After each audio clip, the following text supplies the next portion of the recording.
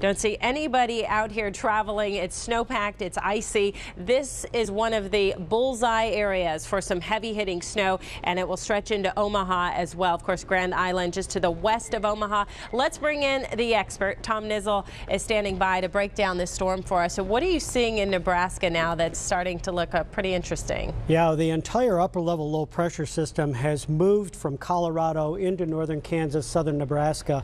And what we're beginning to see now is a lot of energy that's been transferred in that area. Snowfall's really picking up across the region. We'll look at our exclusive winter watch here, and we'll see where the heavy snow is forecast over the next 36 hours. And really, Denver, we've got to keep an eye on them yet. It's not completely over. A little snow and wind there, another 1 to 3 inches of snow, and temperatures dropping rapidly, freezing things up in that area. But where we're really concerned is this area right in here. I think later tonight, you're going to see snowfall rates continue in that area at 2 inches an hour, and the winds are going to pick up. And then when we get into Saturday, particularly in Saturday afternoon, this stretch from about Grand Island over to Lincoln and into Omaha is really going to be ground zero for us.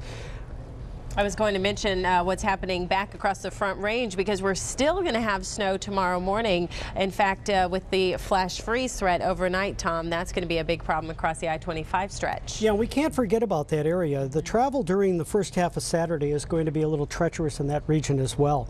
We move forward here and just take a look at our radar back into Nebraska. We can see this I-80 corridor in particular in here. Very rough travel. That combination of wind and snow is going to create those rough travel conditions.